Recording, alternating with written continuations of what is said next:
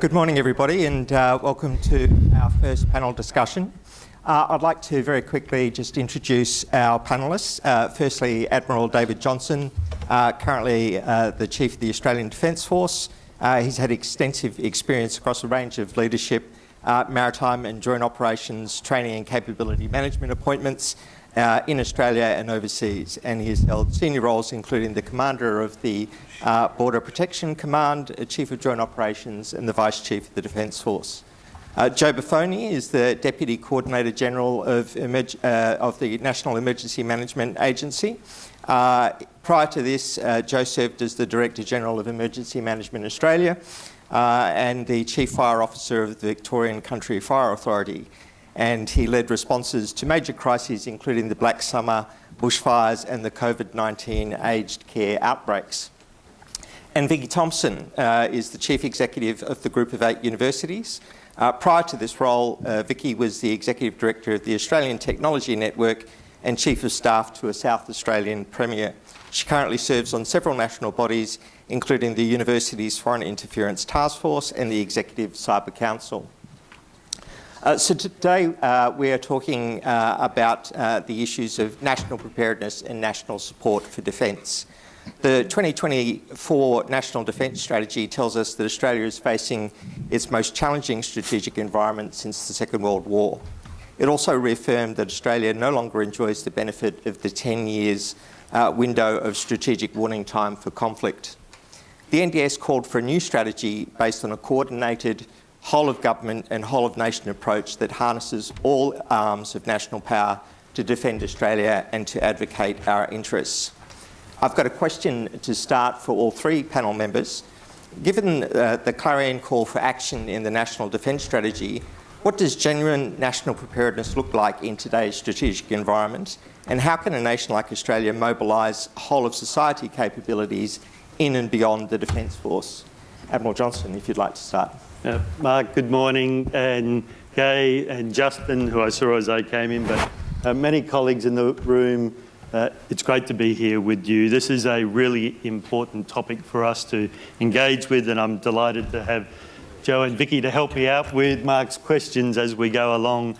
I thought I'd start because I think it's important context setting for what we will do over the course of this panel to give you a view of what does the strategic environment look like in the terms of preparedness or readiness from a defence perspective, and then perhaps some insights into what then does the consequences of that judgment have for us.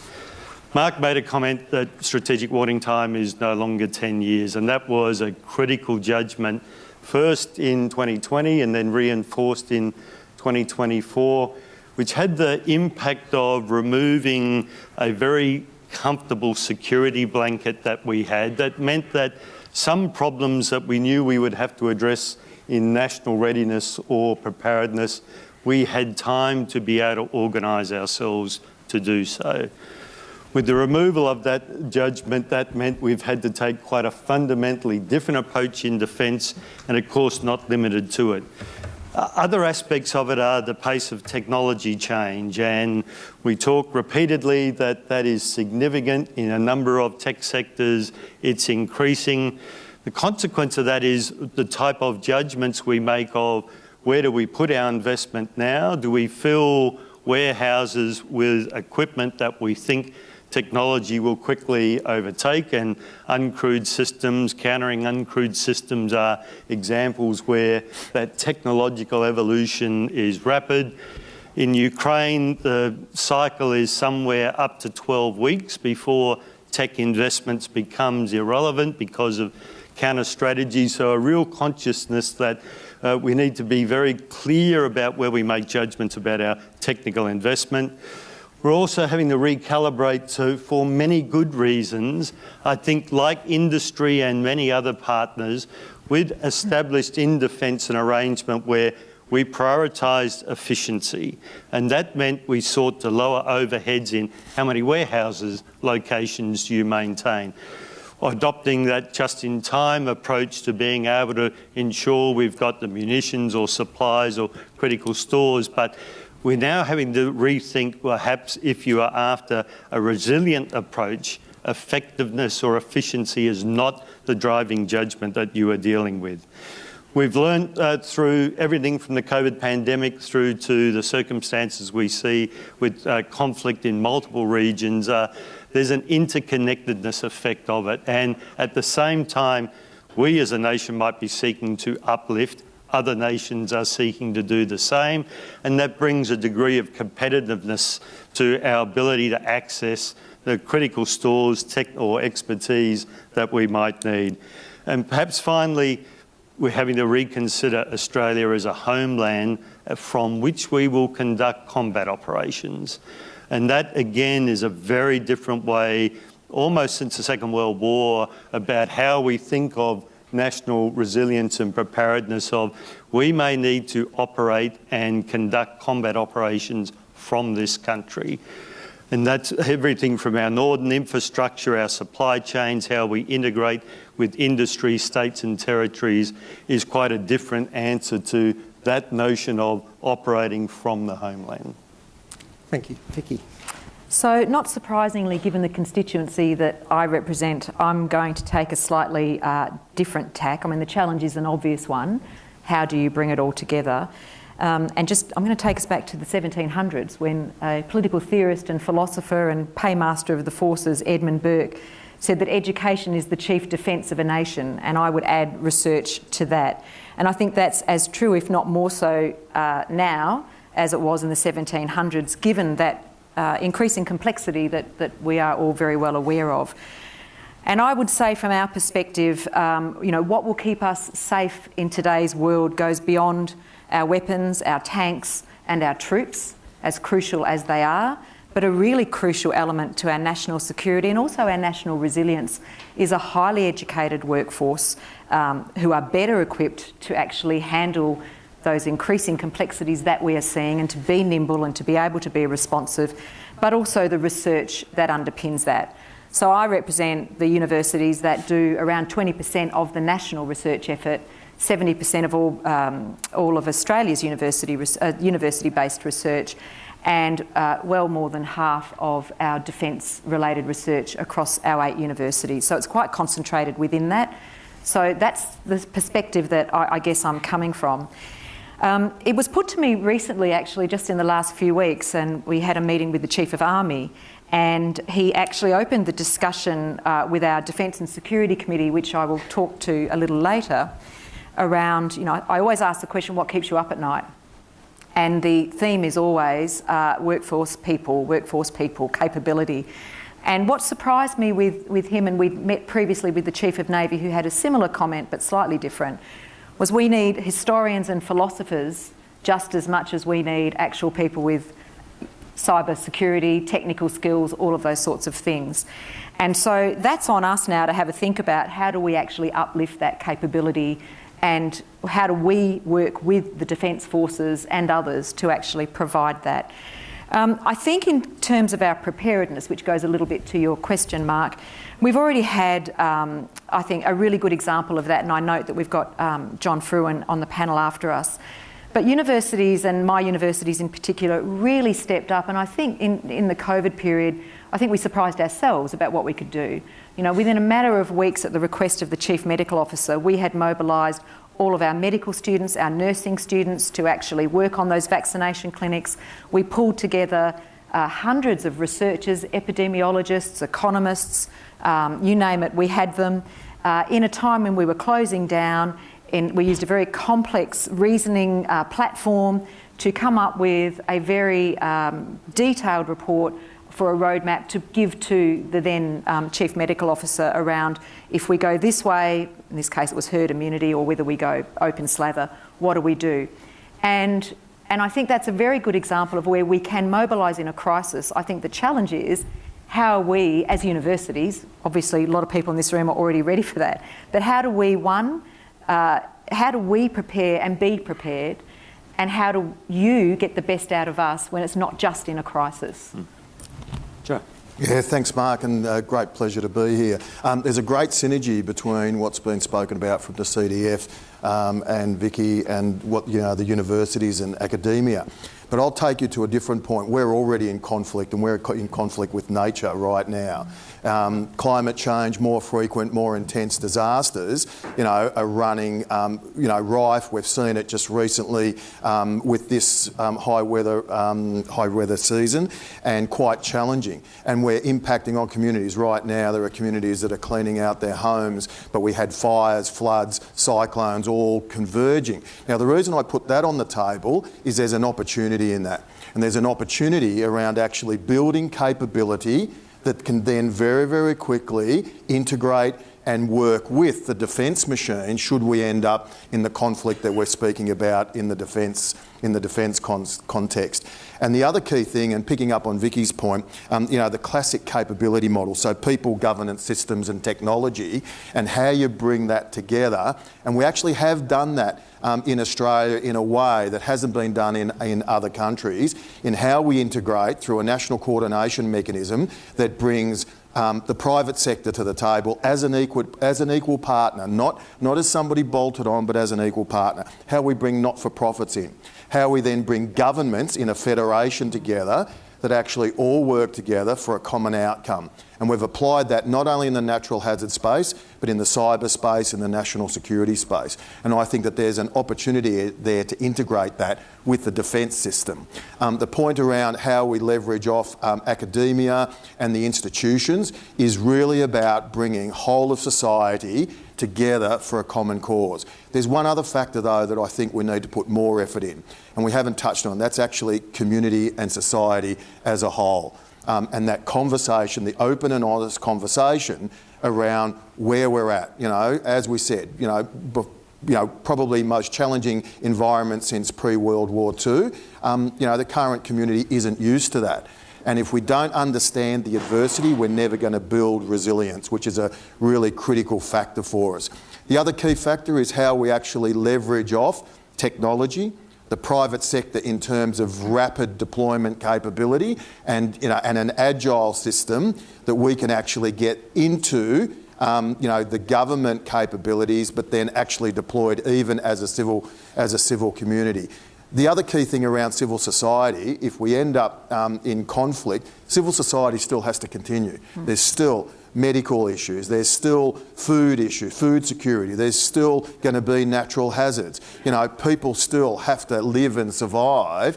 So we have to make sure that civil society is functioning. It might be different, and it might be very, very, it might be different, but then supporting the defence machine, because what that's doing is protecting our overall democratic values and what we actually believe in as a society. And I think for me, the big thing is around communication too. And I actually think that one of the things we need to shift is how we actually engage in a language that actually community actually understand. And I'm just about to go and do a presentation on crisis communications, and I've got some examples, and I'll use space weather as one, right? How we communicate about space weather. Have a look at some of the narrative around space weather, and if you can, apart from if you're a scientist or a weather scientist, if you can actually decode and decrypt G5, G4, global G4, southern hemisphere G3 with an impact on an S1, I think that, but that's what we're communicating. And what does that mean? And I think that they're some of the key points, Mark. I'm an optimist, and I do see great opportunity that if we work on our resilience building in our system that's actually working towards, natural hazards and anthropogenic, threats, then we can interface with the defence machine very, very easily. Excellent, and really good introduction from all three of you, so thank you. You've all mentioned in various ways this deep interconnectedness of society, the military, our university systems. Do you think that we have a common vernacular, a common understanding of risk and threat across the nation that would allow us to mobilise resources effectively during a time of crisis? And if the answer is we're still working on that, what do you think we need to be doing so that we can ensure that without creating fear or panic or fatigue within the Australian community about the nature of the challenge that we face going forward? Admiral Johnson. I'm going to start where Joe almost left off, because I think there are some very good examples that we can use of what does that balance look like of insight and understanding for an Australian community that travels well, is well educated, has good access to credible information. But Joe mentioned our natural disasters, and we talk freely during the lead up to the summer period of all homes should have a bushfire survival approach, know what you're going to take with you, plan and prepare for it. It isn't to generate fear, but it is to generate understanding and confidence that should those circumstances arise, we know how we would treat them. I think national security is very similar to that, and it's a responsibility that we have to make sure that understanding of the environment is there, the risks that are emerge and changing in it, and how we as a nation are responding to it. Like this conference, that's not just a defence issue, it's a whole of nation issue. It's why the National Defence Strategy is probably the most important word of the three in that title. So we've got some pretty good examples that we can use for. We need credible communicators who are trusted by the community. We need to speak openly with them. We need to counter disinformation, because we should expect, particularly when we're talking about security, there will be additional layer of confusion or an array of actors who will be seeking to undermine a message or to reconfigure it. So I think we've got the example. I think we know what we need to do. We have a community that is open-minded and well-connected with the world, that gives us the right start point for working into our public, into industries, the education sector, our defence suppliers. We've got a good start point to work at. It's interesting because we haven't caucused, but we're pretty much saying the same thing. And I find when I'm sitting on these sorts of panels, you know, it sounds so simple. It's around communication. It's always around communication, and it is a balancing act. But I don't think we should underestimate people's ability or interest in engaging in what they're hearing. But I do think that we are at risk of being pulled to the margins. And, you know, there's a great saying that those who know little speak quietly and those who know the least speak loudly. And I think we have to be very careful that we aren't pulled to those very loud voices at the margins of whether it be a culture war or whatever it might be. I mean, for our universities, that's writ large with a lot of things that are happening on our campuses at the moment. So we did some research at the Group of 8, some qualitative and quantitative research over March, April, May, quite recent, about this very issue in terms of what are people hearing, what are they, and it was in the context of, you know, our research, what does it mean, how do they pick up on it, and what we found that once you took people on that journey, they completely understand it, and more than understand it, they want to buy into it. And I don't mean that in a monetary sense. They want to buy into it, and there's a real feeling that we can't be left behind as a nation. And they're worried that we will be left behind if we don't uptick in insert defence, research, whatever it might be. So I think capturing that mood and not being, as is very easy to do, and, you know, we're all guilty of kind of hearing those loudest voices, but just sticking the course in an evidence-based way, which is where we have got that basis to provide for it, and bringing our next generation of people with us. What do? We educate hundreds of thousands of people, and I think we are losing the art of disagreeing well. Doesn't mean we can all agree. We should disagree. We must, because that's where the best things come out of. But we've become very polarised, and so I see our role, particularly in this context, is charting that course in a sensible way and working with stakeholders like people in the room today in terms of bringing the community with us. Joe. Yeah, and we haven't caucused, and it's incredible how aligned we are. But the first thing is, I look at this as a complex adaptive system, what we're dealing with.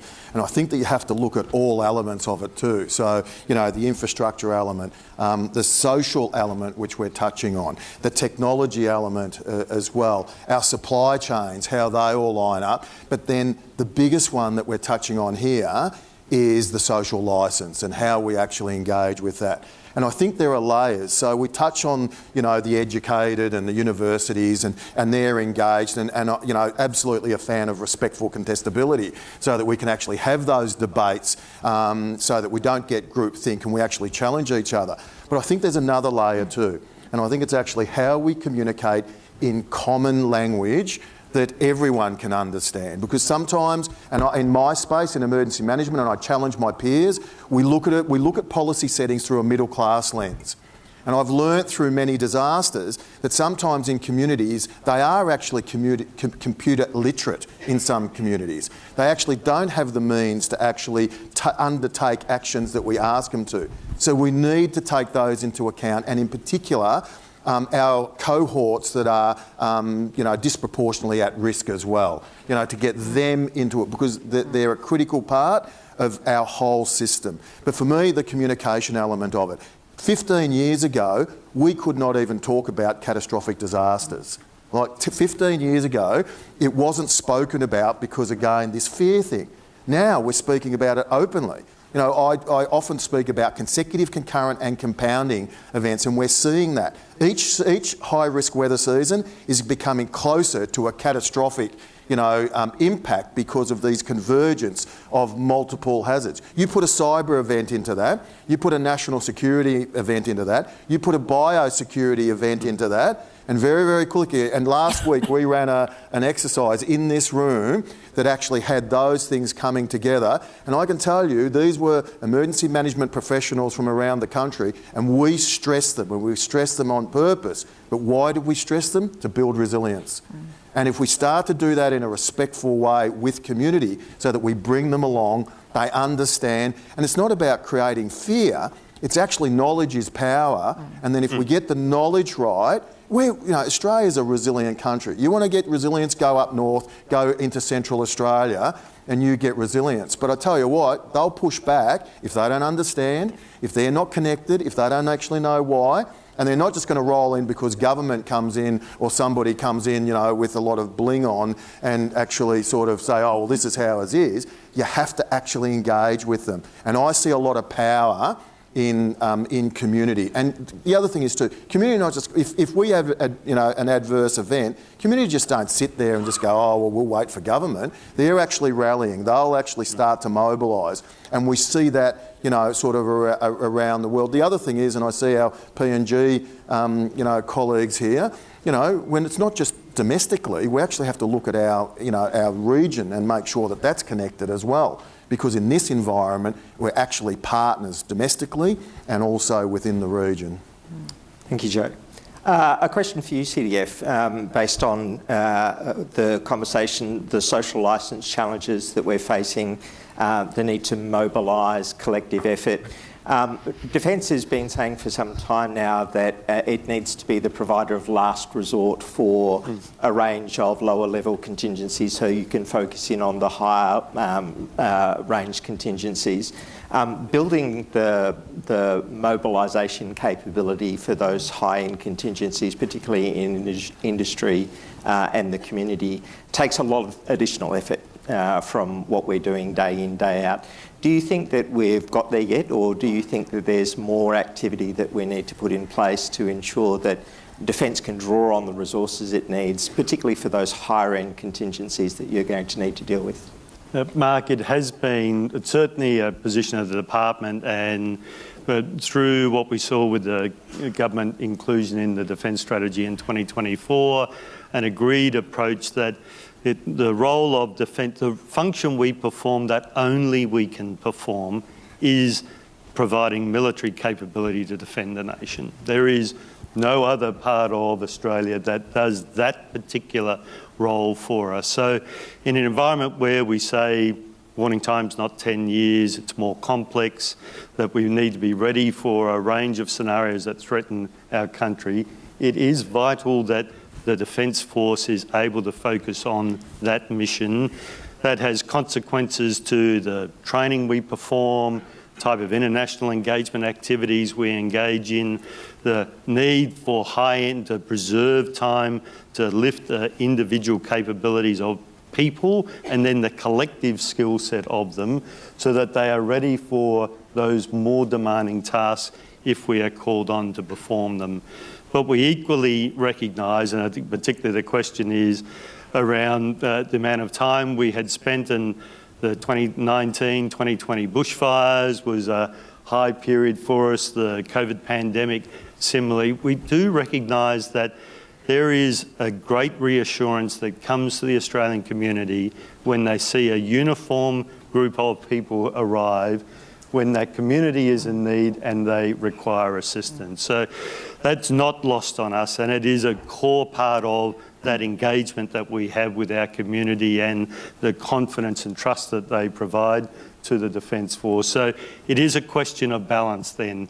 When there are tasks that we must perform that no one else can, whether that is combat operations or deploying, as we did again during the recent floods in New South Wales, as we have done through the summer, I think the key for us is, and what the judgment said is, we should not be the first responders. So we need to lift the resilience of the community and the organisations that provide that support that Joe organises, such that Defence is not the first one out of the barracks when it requires. And I think that's particularly critical if the environment is as we have, and we do find ourselves where Defence capability is committed to operations. We know that won't be the stop of natural disasters that may occur at home, but we may not be there to be able to provide the support that the community has previously had. And that's where we will need that resilience and the strength across the community to be able to manage those circumstances where Defence is doing those tasks that only we can do. Thank you. A question for you, Vicky.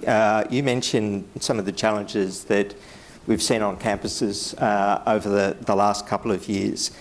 We've seen trust in public institutions, including in the university sector, take a bit of a hit over the recent past.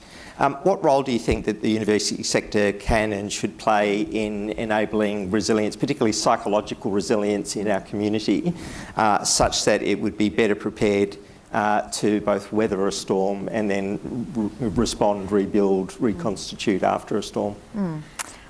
There's no doubt trust has been eroded. You know, again, in that research that we did, you know, it was kind of the mainstream versus the elite, and we're in there as part of, and I mean the sector, not just our universities, but it seems to somehow be always focused on the Group of 8. And I don't know if there's anybody here from University of Sydney, but they seem to be the the main kind of flag bearer. Unfairly so, I would say. So I think the first thing is that we need to be trusted as institutions, our universities, by government and by our intelligence agencies. And that is not a you need to trust us. We need to be able to demonstrate that trust. And I think one of the things that we did, once we established the University Foreign Interference Task Force, that was great and it runs, but it's not set and forget. It needs to be iterative.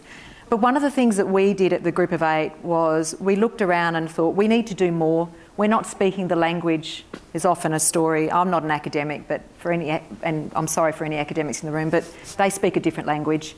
And so I just see myself as an interpreter in the middle. But one of the things that we did was established our Security and Defence Committee. And we very deliberately went externally, and that's now co-chaired by the former Chief of Army, Lieutenant General Rick Burr, and the former Director General of ASIS in Paul Simon. And you know, they willingly came to the table. I was quite surprised. I thought, why would they even do this? But they came to the table. There's no money on the table for them, and other than tea and bickies at the Group of 8 occasionally. And we've got around the table former ADF personnel. But the point of that is, one, every 6 of our universities now have former ADF or intelligence staff working with us. Everyone on that committee, including myself, are now all cleared. And that is something that we would not have had that 5 years ago. So I guess the point of that story is that it's not just about we have to be trusted, so therefore trust us. We have to build that trust. And I think that is, so at that very collective level, we're doing that. We're all DISP accredited, and obviously we know what needs to be protected around research and, you know, the tall fences and small paddocks. Where the challenge for us comes in is around that grey area of dual-use technology and research and how that might fall into the wrong hands. And so when we talk about building resilience, and here I'm not just talking about building resilience amongst our students and our PhDs, etc., it's also building resilience in our systems and how we operate when we are interfacing with defence and other parts of the community. I'd like to think that that trust is certainly, in a way, far more progressed than it was, as I say, even before COVID.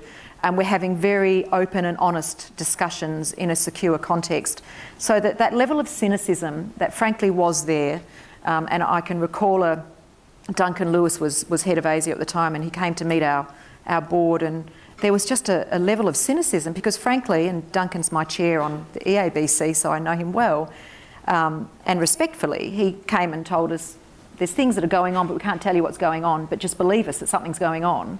And you've got academics who we work in an open world and we don't believe you. So that was really the impetus to say we need to do something here to build the trust. So I think it comes from the top down.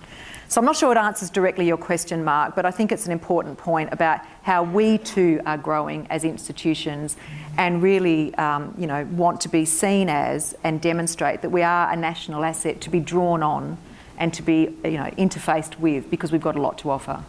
Thank you. Joe, for you, you spoke about some of the challenges for NEMA these days with more existential crises. Since the establishment of NEMA, we've also got the national crisis machinery in a way that didn't exist in the old Emergency Management Australia days. What lessons do you think are transferable from the sort of the natural disaster environment that you've been dealing with to these more existential crises that might involve defence and civil society in the university sector in different ways than we've had to deal with before? Yeah, look, I think there's a lot of lessons, and we do focus on a lesson cycle, observations, insights, lessons observed, lessons learned is the model similar to defence. But I think there's a couple of key things. And the first one is the changes to the Australian Government Crisis Management Framework, led by PMC but operationalised by NEMA. That actually is a system that can scale at speed and is vector agnostic as well, so threat agnostic, and I think that's a really positive thing. So that's at the Australian government level. Some of the capability elements, CDF has spoken about the trust of defence. Even with New South Wales recently, straight off there was a request from local government, where's defence? And we pretty much have to reset that expectation around, there's 2,000 emergency service workers in this area, but Defence do such a good job. They're a turnkey and they get in there and then community feel really, really warm around that. So some of the lessons around that is actually changing the narrative that there is other capability, and we're actually looking at that. The other big one is around centralised coordination and decentralised execution, which is a fundamental of crisis management in the existential sort of crises environment. And then the other thing is how we surge at speed and scale at speed. And how we actually utilise broader than just defence. So using the private sector, which sometimes we go, they're commercial entities and they're only focused on profit. I can tell you my experience has been, I get CEOs at the table and they actually come up with a solution because they know if they sort out the issue that they have equity in, their business benefits. So they get benefits from the community, but they get direct business benefits. The other big learning is around that collaborative coordination, a shift from command and control. So command and control works very, very well at the tactical and operational space.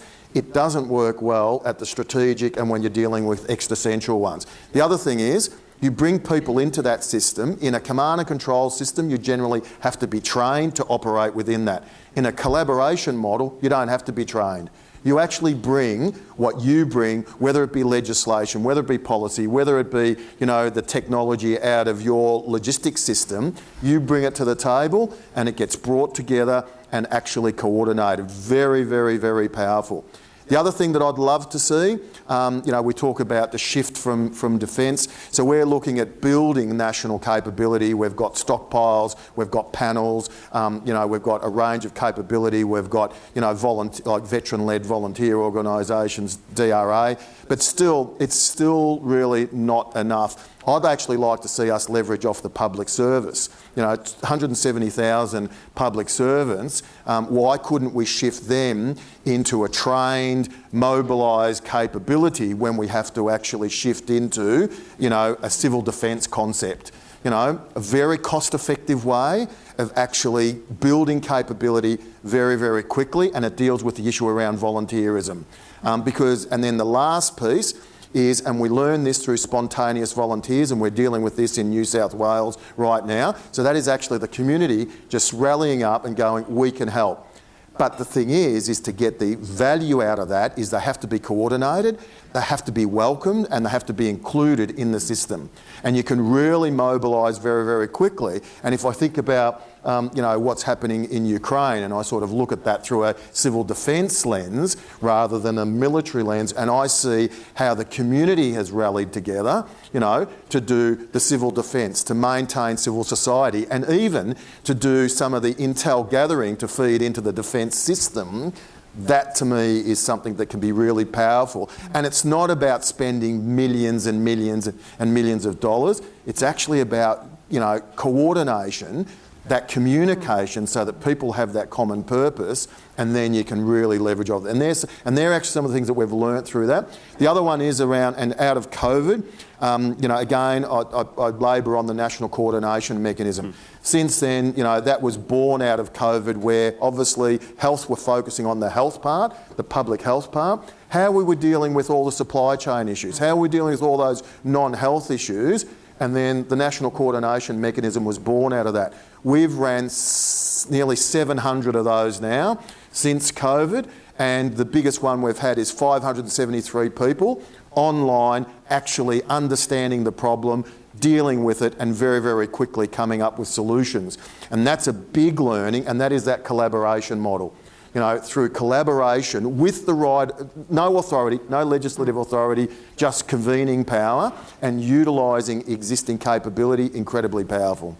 And I think you've got a great asset in our universities. You've got, 1 million students, and they are members of the community. Yeah, they are the very people who are rolling up their sleeves in times of crisis when needed. So, got your card now. Yeah, good. Mark, we're all jumping in on this one. My apologies. But, Joe's point's a really valuable one in that recognising how much we learnt, particularly through the COVID pandemic, from the formation of National Cabinet all the way down to at the local government level. In defence, we were a part of each one of those processes. We established task groups in every state and territory to engage locally, because we were still having to move people across state boundaries, bring supplies and goods either internationally or across state boundaries, continue our training regimes in an environment where people were going into lockdown. So the network of insight into how to engage from the very local level through to the national cabinet level. Well, there weren't many positives for the Australian community out of COVID, but I think the reformation of how the national and state and territory system with industry through to government agencies coming together, that's a muscle memory we must maintain and not have to relearn it, because it will serve us very well in other circumstances that requires a national response. And so if I could just do a bit of a follow-on question to that, CDF. You mentioned earlier that you've got a delicate balance you're trying to draw at the moment between prioritising efficiency so that you can deliver more money into the capability you need versus being ready for whatever happens. Defence has just recently re-established the National Support Division to try and look at how industry and the department can work better to deliver on some of those just-in-case rather than just-in-time sorts of parameters. Do you think that there's more that Australian industry can be doing to mobilise itself to support what you need? Is there more that Defence needs to do to engage with industry on that front? So we have put significant effort into understanding what within the current resources available to defence, what we can achieve, where we may prioritise in a range of different responses we might need to perform. Perhaps equally importantly, though, we have looked at what does a mobilisation problem look like for defence. So if we were to have to grow beyond the budget that we had, the people or the equipment and scale that we can currently generate, what might be the asks of industry, federal government, states to enable that to occur? So that is very complex planning to perform and requires us to form a number of judgments about what effects we would have to achieve, what are the inputs to enable that to occur. We've got a mature understanding of that, but that work is largely done within our remit, which is what does defence require. But we are equally conscious, my example, I said, if we're operating in a combat environment out of our northern bases, we know supply chains are long. Fuel storage in those areas is limited. Our ability to generate health effects if we find ourselves dealing with trauma for people who have been in combat means that our medical system will be beyond that which just defence can generate from its own resources. How do we think about battle damage repair? So if we have equipment returning that needs to be turned around as quickly as we can and return back into combat operations, what does industry look like for us? So we've worked through what that might look like from our perspective. There is critical engagement for us to occur. It's clearly sensitive planning and needs a good degree of trust, and that earlier discussion of we're not trying to generate anxiety or fear, but insight and preparedness. There's ongoing work on how we best achieve that. Thank you. We might go to the floor for questions for the last part of this session. If you've got a question, please raise your hand. There are roving mics available. I might need some help because it's a little hard to see hands being raised. But if I could ask you to just identify yourself and where you're from. Ambassador, we know you, but... Thank you very much. I have a question on strategic communications, which you have all referred to in the panel. And it was quite interesting what you mentioned about that 15 years ago you couldn't talk about disasters because it was about the fear and you couldn't do it, but now you can easily do it and you see lots of progress in how you prepare society and build resilience, which certainly is very important. But I wonder, I believe, we all know, it's that fear and greed are the basic and most, the strongest drivers of change, right? And I think what else Australia needs when they see what Russians are doing in Ukraine. I think there is, and what North Koreans are doing in Ukraine, what Chinese citizens are doing in Ukraine. And I think it's, there is enough fear there, which should be used in Australia to build that resilience. Because I'm a strong believer that government cannot build resilience. You can facilitate it, but you can't build it. The resilience is built from bottom up. And that's what Ukraine has demonstrated for the past 11 years, because that was a collaboration of business, government, and civil society, which has produced the results we've even seen over the weekend, by the way. So in a way, I think you already got lots of fear, which I think must be used by politicians, but not to scare people, but rather invest in sovereign defense capabilities, invest in learning from war, invest in asymmetric warfare, invest in other capabilities which are currently available only in Ukraine and Russia. The problem with Russia is that once Russia has it, China has it, North Korea has it, and Iran has it as well. So, but you got Ukraine, and Ukraine will be more than happy to help you build your own capabilities. Thank you.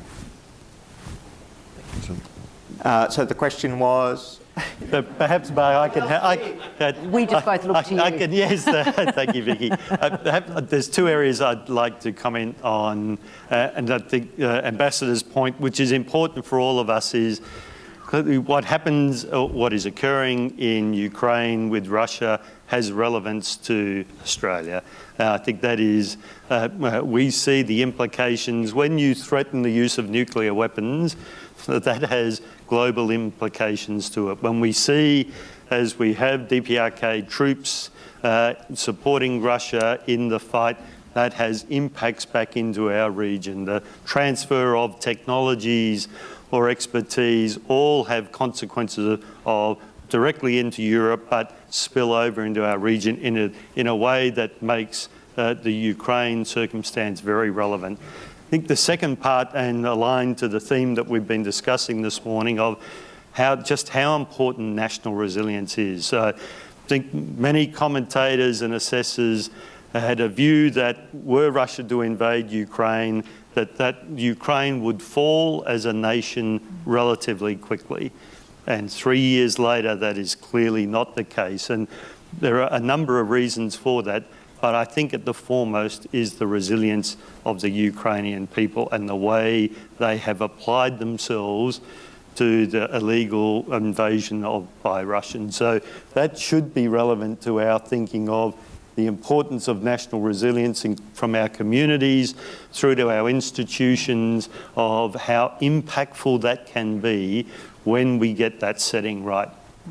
And Mark, if I could, Ambassador, thanks very much for that, and thanks for your offer as well. But one of the things we haven't touched on is scenario planning.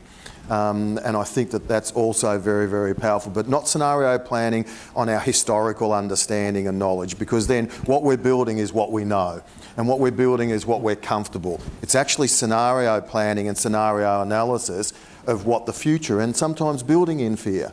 As I said last week, we had 350 people in this room and we pushed the system. We had fuel outages, natural hazards, then we had repatriation. The system was stretched and people were coming up and saying, you know, gee, we're feeling a bit overwhelmed. Well, for me, we achieved our objective, right? Because that's what building resilience is, actually stretching. But also, right, our imagination.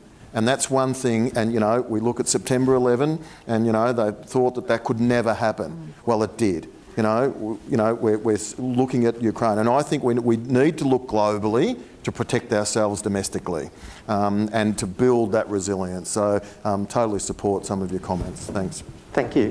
We've got a question in the back.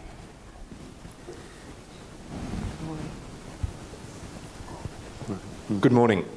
Rory Metcalf from the National Security College. Firstly, congratulations to ASPI for convening this conference, and it's precisely the right topic that we should be discussing today. My question is really to the whole panel, to make of it what they will.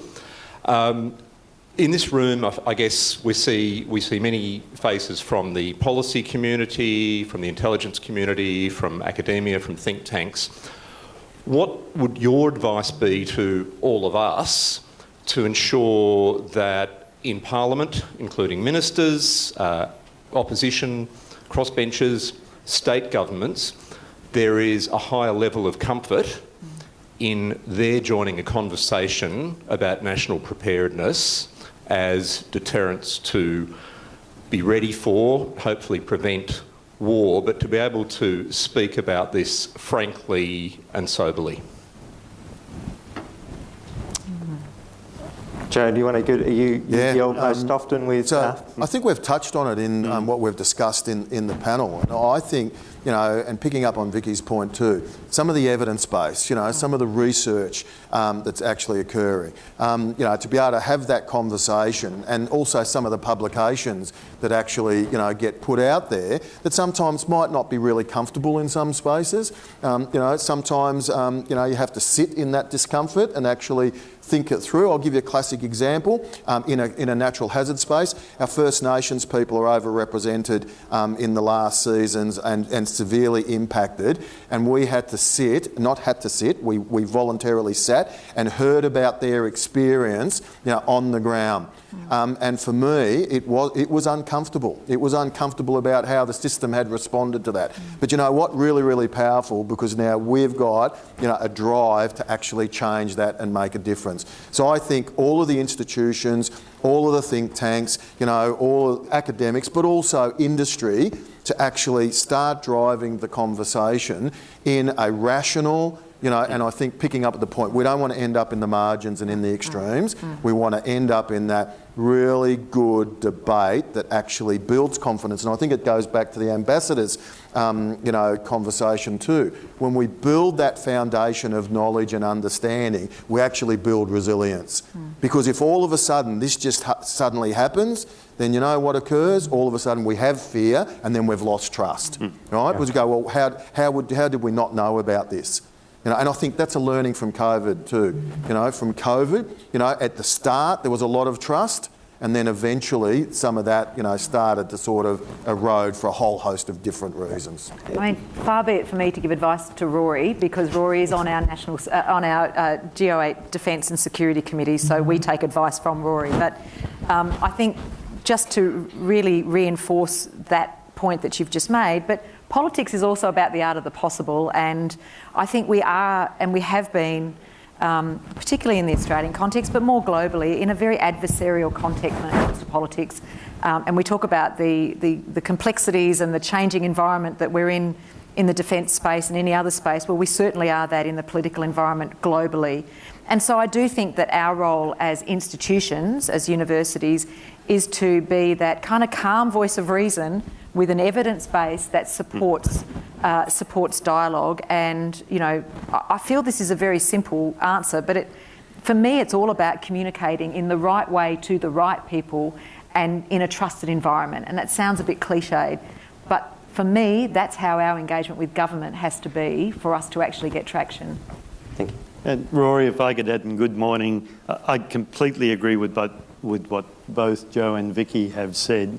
And you should expect me as a Defence Chief to prosecute that understanding and to present to government as clear a view that we draw on the intelligence, we form views of strategy, we provide a clear assessment to government of where are the risks, how might we treat them, but to do it in that constructive manner where I know that is not the only issue that government is contending with. The Australian community wants education, a health system to look after the elderly. So making sure that we do the best we can to present the issues associated with the national security of our country, and we do that unambiguously and without avoiding some of those key areas of risk, so that frank advice is key. But knowing that's not the only issue a government contends with, and how we work with our partners across both in the federal departments and others of, well, where are our common interests, where our interests intersect well, that we can particularly press outcomes that meet multiple objectives that an Australian government would be after. Thank you. We've got time for two quick questions. There's one in the back. Well, son, yes. Hello, Ben Westcott from Bloomberg. Thank you so much for your time today. This panel's on preparedness. One of the most common preparedness topics recently has been spending levels. We had the Coalition wanting to raise military spending to 3%. During the election, we've had Pete Hegseth pressing the government to raise levels to 3.5% or potentially even 5%.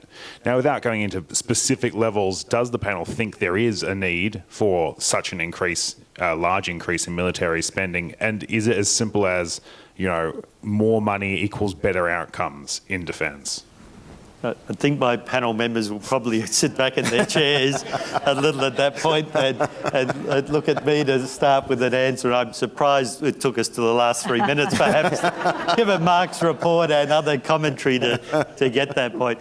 It is an important subject, and of course, defence spending is an opportunity cost for government on a range of other outcomes. I think that, and yes, you've heard what Secretary Hegseth said at Shangri-La, and our own national debate similarly has been dealing with this question.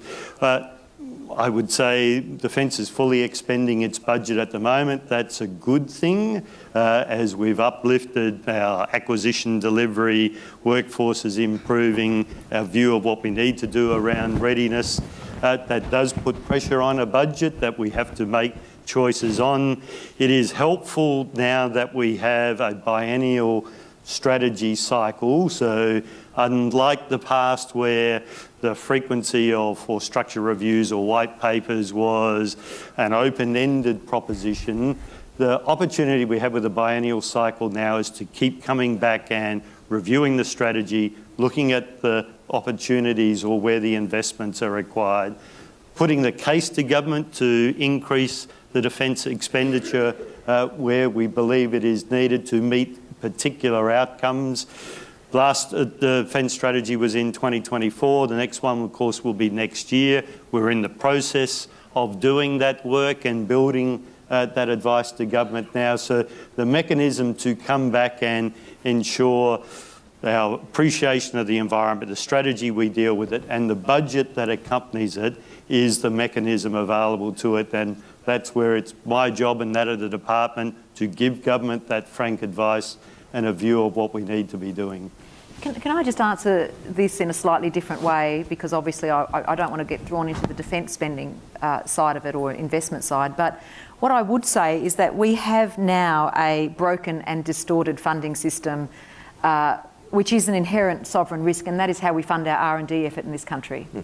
And so if we look at the bulk of the research which happens in our university sector and in the 8 universities I represent, that research is, quite frankly, funded on the back of international fee revenue and, quite frankly, from a single source market. And so is that a sovereign risk that we want to keep? That's the big question. And is that the way we want to fund our R&D investment? And so we've got to this distortion for a whole lot of reasons which I don't need to rehearse here. But I do think that it takes a serious discussion, clear-eyed discussion about the type of research we do and who we do the research with and how much we spend on that research. And, you know, and that's uplift not from, and it's not a blank cheque. It's not throw more money at and it'll resolve itself. That is government, that is industry, that is the university sector coming together and saying, okay, how are we actually going to fund our research in a way that is not so reliant on a single source of revenue that is, you know, somewhat precarious at times. Indeed, and if you want a measure of GDP, R&D spend is 0.05% of GDP, so less than half of 1% of GDP, so that definitely needs a bit of resourcing. Yeah. We've actually come to the end of this session. I'd ask you to, with me, thank our panellists for their conversations today. Very much appreciated. Thank you. Thank you. Thank you.